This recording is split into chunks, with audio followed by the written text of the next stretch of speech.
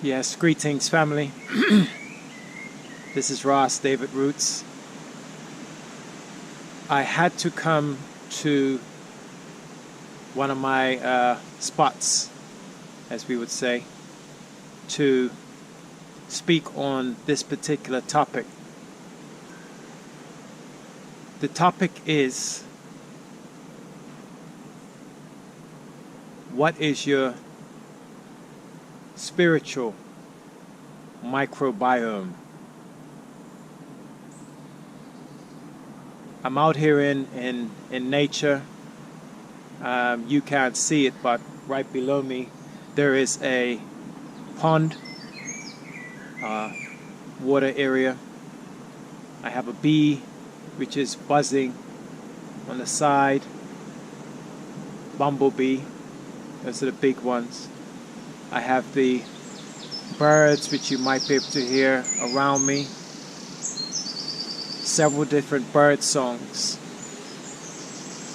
I have the trees which are all around, all different sorts of trees. And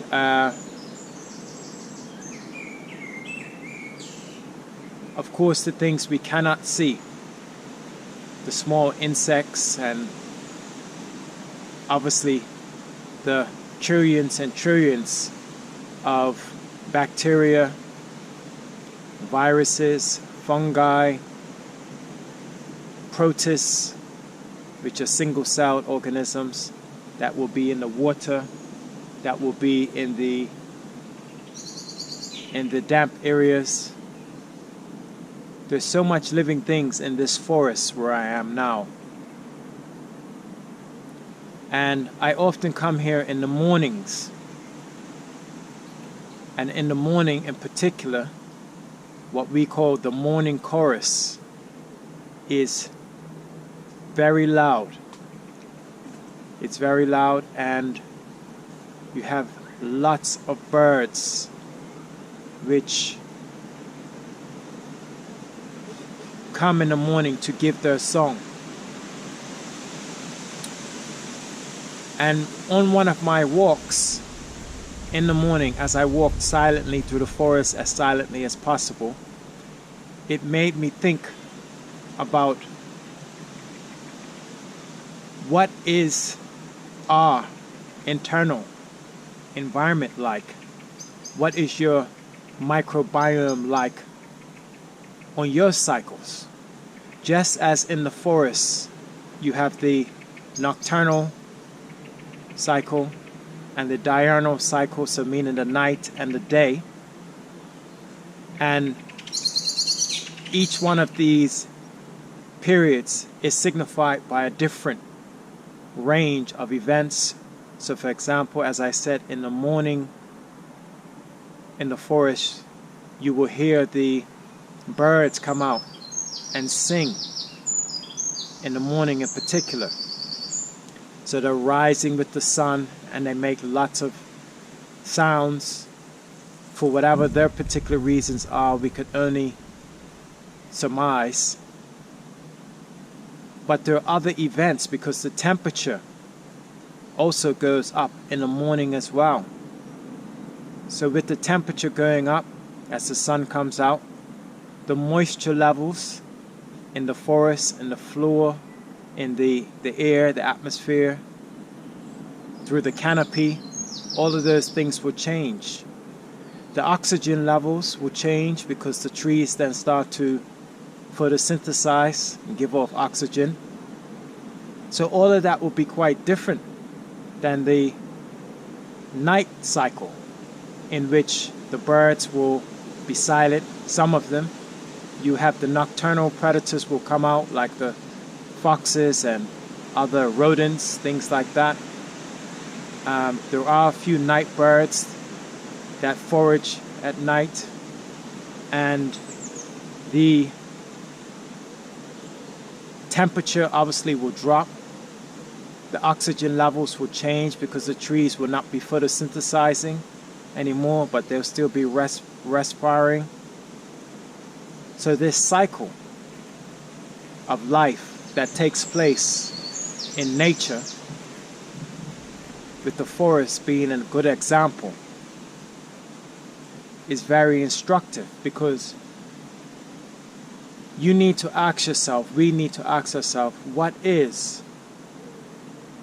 our cycle that we subject, or we create, we cultivate, is the best word, for ourselves, for our internal environment, for our internal microbiome.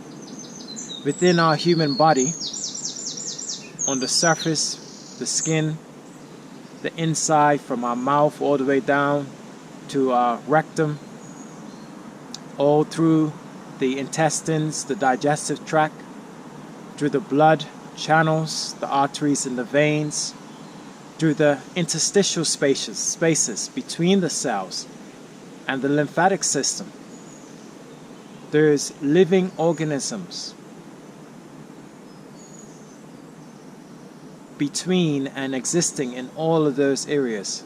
Trillions and trillions of living things. And based off of our cycle of life, our nocturnal and diurnal cycles, we create and cultivate a similar shift in conditions on a daily basis for them. And we have to ask ourselves, what is it like?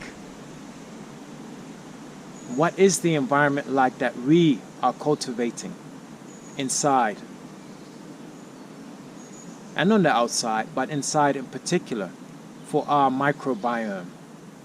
Now, there are many videos out there in YouTube land, and many journals and textbooks and lots of things that speak about this subject from the scientific, biological, physiological perspective.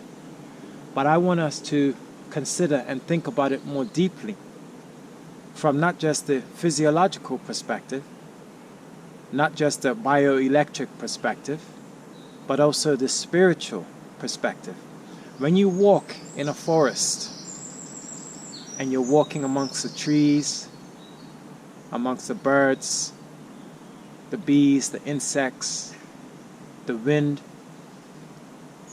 it generates a feeling that humans would describe as calm, solitude, gratitude, well-being, many different descriptions, peace, connection. Generate all of those feelings when you're in this natural environment. And many of the people I encounter when I go on these walks, although they're from diverse backgrounds, are feeling those same things. They're drawn to these places like I am. So there's a kindred relationship. So the same needs to be said for your microbiome. Spiritually, what is the spiritual environment, the more esoteric environment that you are cultivating in your internal microbiome, in your conditions? When you get up after the nocturnal cycle of your body and you have just had a night of rest, your body temperature has fallen because you are in a sleep condition, so your metabolism has dropped. Your oxygen levels in your body, dependent on the conditions in your room, have also changed. You have to think about what are the conditions that you're creating in your microbiome, and how does it stimulate and how does it connect with the kindred souls that exist within you. We have trillions and trillions, and as I said, there's much more physical and scientific information out there of the diversity of life that exists within our bodies. and on the surface of our bodies, all living in symbiosis and mutualistic relationships with us as an organism. And each day when you wake, you are providing the conditions to their existence. When you wake, what's the first thing you drink? Is it a glass of fresh water, which would be akin to a morning shower in the forest? Or is it something else? Think about the forest and how it reacts to the different conditions. During the rainstorms, the trees will become a bit protective of themselves. The animals may go and hibernate for a bit, but then when that rain stops and the sun comes out, it's one of the most vibrant times in the forest because of that deluge of fresh water.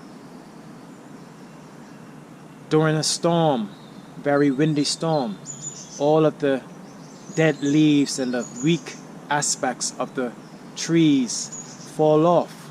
There's lots of debris. But that leads, trees may even fall, but that leads to a period of rejuvenation after the storm has passed. Likewise, in you, what are you cultivating on a daily basis? If you were an observer walking through your microbiome, through the various terrains and climates, from the mouth to the digestive system, the intestines, into the interstitial spaces, the heart, the brain, the feet, the nails, the hair, wherever. What are you cultivating? What would be the environment that they would feel? Would your birds, which are our bacteria and our fungi, and our viruses, would they be singing songs of joy and praise as they do in the forest? Or would they be dormant and absent? As I sit here in the forest,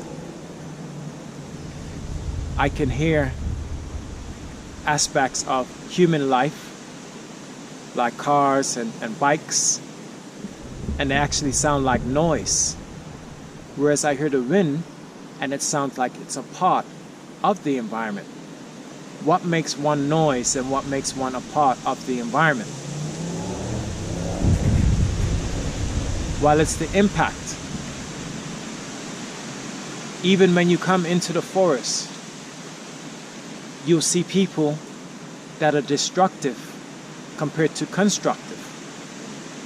People that cannot enjoy the outdoors without being destructive, breaking branches, destroying aspects of the living ecology that's around us. That is similar to what goes on in your body, because these same people, they're both people. The person that's constructive and destructive are the same human organism, but yet they've served different roles. And this is likewise in our bodies. If the environment is set a certain way, an organism, like a bacteria or fungus, can be constructive and symbiotic. But that same organism, depending on the conditions that we set, can quickly become parasitic and damaging, or epiphytic. Okay? If you're not sure what those terms are, please go look them up. My point is,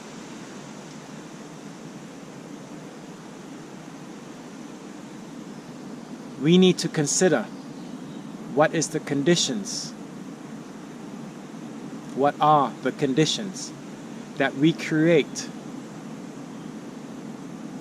in our own microbiome, biologically and physiologically, but also spiritually as well. When we get up in the morning, what is our routine? throughout the day, what are we feeling? This universe within us. For the microbiome that exists there, just like the bees that you see flying around me, the birds that are over me, that is the universe. The ones that live inside us, that's all they know. And you are their God. And so we need to consider, what are the conditions that we create? Are they conditions of harmony and peace, wellness and abundance? Or are they conditions of deprivation? Are they conditions of degradation and a lack of nutrition? Those are the things we need to consider. Come into the environment in the forest and you'll be able to observe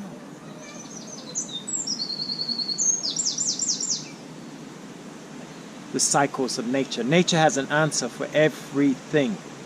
Whenever we have a problem, any problem within society, we turn to nature, whether it's to build our homes, to create our medicines, to enjoy ourselves, to recreate. There's nothing in society that we don't turn to nature for. Even things that are synthetic and artificial are inspired by nature. Even mathematics itself. Any of the things we may consider from the deepest of human intellect alone are embodied and expressed in nature first. In fact, our intellect itself is just a function of our natural self.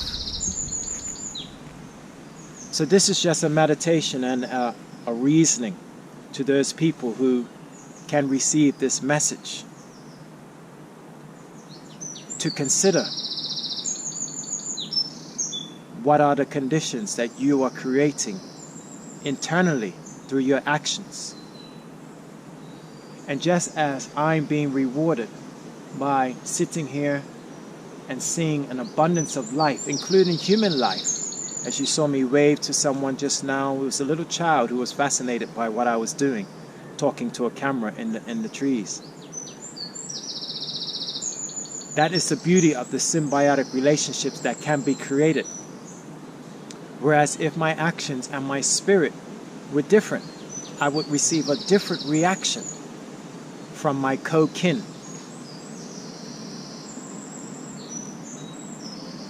In my existence.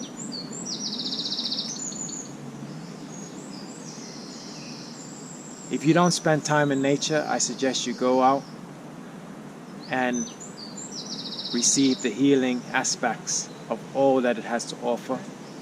Okay, and really listen and be still.